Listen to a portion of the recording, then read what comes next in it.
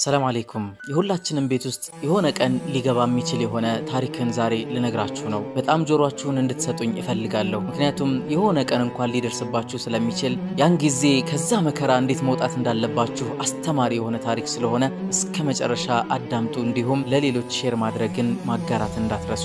ወንድማችን ታሪኩን ሲጀምር እንዲህ ይላል። እኔ መጀመሪያ አካባቢ ላይ አላህ Subhanahu Wa Ta'ala ከመለመን ውጪ እኔ ጋር ምንም አለኝ የምለው ሀብትና ንብረት የለም ነበር። እንዲሁም አማረር ነበር። አላህ ይሄን ቢያደርግልኝ እኮ እኔም እንደዚህ ሆን ነበር ይያልኩኝ ብዙ ቃሎችን ገብቼ ነበር። ነገር ግን አላህ Subhanahu Wa Ta'ala ሊፈትነኝ ስለፈለገ ይሁን አላውቅም ነገሮችን ሁሉ አሳካልኝ። እኔ የምፈልጋቸው ነገሮች ሁሉ ሆኑልኝ። በሚገርም ሁኔታ ዱንያ እኔ ጋር ተትረፈረፈ። ዱንያ ከመምጣቱ ጋርም የምታምርና መወዳት የሆነች ሴትም እጄ ውስጥ ገባች። ከዛ በኋላ ዓለምን ሙሉ የተቆጣጠርኩት እስኪመስለኝ ድረስ በራስ መተማመኔ ጨመረ ይላል። ይህ ሁሉ ነገር እንዲሆንልኝ አላህን ለምኜው ነበር ቀደም ብዬ። ህይወቴ በድህነት የተሞላና እንዲሁም ከደሃ ቤተሰብ የተገኘው አንድ ወጣት ወንድ ልጅ ነኝ። ይህ ሁሉ ነገር ሲያልፍብኝ አንድ ቀን ምርር አድርጌ አላህን ለመንኩት። አላህ ሆይ ከዚህ ድህነት የምታወጣኝ ከሆነ መወዳት አይነት ሴት የምትሰጠኝ ከሆነና እንዲሁም በዚህ ዱንያ ላይ አስፈላጊ የሆኑ ነገሮች ለኔ ያስፈልጉኛል፣ ለኔ ስሜት ይገጥማሉ ብዬ ያሰብኳቸው ነገሮች ሁሉ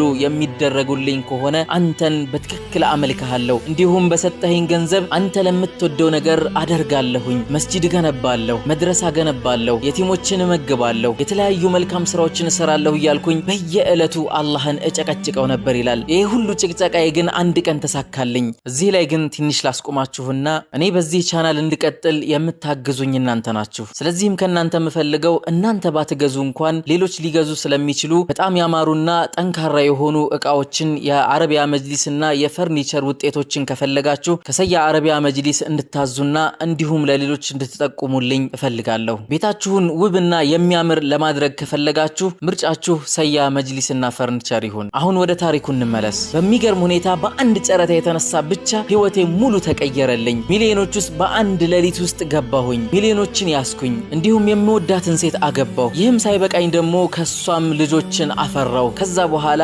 አላህን ወደ ማመጽ ገባሁኝ። የተሰጠኝን ገንዘብ ወደ አመጽ አዞርኩት። እንዲሁም ሚስቴን በጣም አዛ ማድረግን ቀጠልኩኝ። በሰዓቱ ታዲያ አላህ Subhanahu Wa Ta'ala የሰጠኝን ሀብትና ንብረት ወደ መጥፎ ነገር እያዋልኩትና እኔንም ወደ መጥፎ ነገር እየቀየረኝ መሆኑን ተመለከትኩኝ። ያን ጊዜ ነበር ራሴን እንደገና መጉዳት የጀመርኩት። እጠጣለሁ፣ አጨሳለሁ፣ እቅማለሁ። ከሚቅሙት ሰዎች ጋር ከሚያጨሱት ጋር በየዕለቱ ተደባድበው እስር ቤት ከሚገቡ ወጣቶች ጋር አብሬ ማህበር መሰረትኩኝ። እነሱ ጋር ውሎዬ አዳሬ ሆነ። ሚስቴን እንኳን አላከብራትም፣ ልጆቼንም ዞር ብያላያቸውም። ሚስቴ ሁልጊዜ እባክህን ትለኛለች፣ ነገር ግን እኔ አልሰማትም። የሆነ ሰዓት ላይ ነበር እሷም ከቤት እንድትወጣ የሚያደርግ የሆነ ተግባርን የተገበርኩት። ይህ ተግባርም ማታ ትንሽ ሞቅ ብሎኝ ጠጥቼ በነበረበት ሰዓት ላይ እስካሁን የታምሽተህ ነው ብላ ስትናገረኝ አንቺ ማን ስለሆንሽ ነው የምትናገሪኝ በማለት ብቻ የተነሳ አጠገቤ ያለውን ዱላ አንስቼ አናቷ ላይ አሳረፍኩ ይላል። ይህ ሁሉ ሲሆን እሷ ልትታገሰኝም አልቻለችም። ከዛ በኋላም ጧት ላይ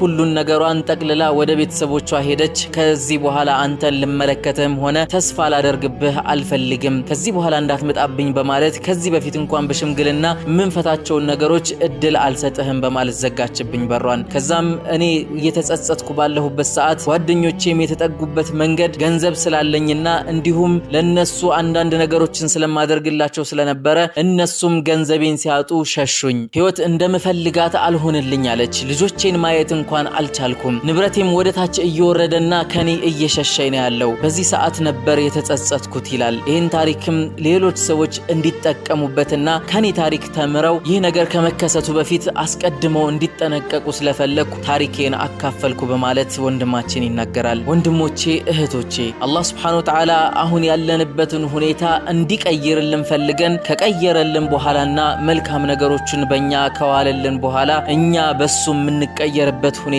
ከዛሬው ጀምሮ ሊታሰብበት ይገባል። ሁላችንም ላይ የአላህ Subhanahu Wa Ta'ala ኒዕማ አለ። ወዐሰይቱም ሚን ባዕድ ማ አራኩም ማ ቱሒቡን ሚንኩም መን ዩሪዱ ዱንያ ወሚንኩም መን ዩሪዱ ልአኺራ። አላህ Subhanahu Wa Ta'ala እኮ እናንተ የምትወዱትን ነገር ሁሉ ካሳያችሁ በኋላና እንዲሁም ከሰጣችሁ በኋላ እናንተ አመፅን አመጻችሁ። ከናንተ መካከል ዱንያን የሚፈልግ አለ፣ እንዲሁም ከናንተ መካከል አኺራን የሚፈልግ አለ በማለት ይገልጻል። ስለ እንደዚህ አይነት ሰዎች ባህሪ ማለት ነው። አላህ አሁን ላይ ጊዜን ሰጥቶሃል፣ አሁን ላይ ዓፊያን ሰጥቶሃል። ሁለት እጅና ሁለት እግሮ እግሮችን እንዲሁም ሁለት አይኖችን አፊያ አድርጎልህ ይሆናል። እንዲሁም ደግሞ አንተ የምትቆጣጠራቸውና አንተ የምትንከባከባቸው የሆኑ ልጆችን ሰጥቶህ ሊሆን ይችላል። ዛሬ የምትመገበው፣ ዛሬ የምታርፍበት፣ ዛሬ ሰዎችን የምታስደስትበትና ዛሬውኑ ልታደርጋቸው የምትችላቸውን ነገሮች ባንተ ላይ ውሎልህ ሊሆን ይችላል። ነገር ግን የዚህ ሁሉ ውለታ መልሱ መጥፎ ሊሆን ይችላል እንዴ? ሀል ጀዛኡል ኢሕሳኒ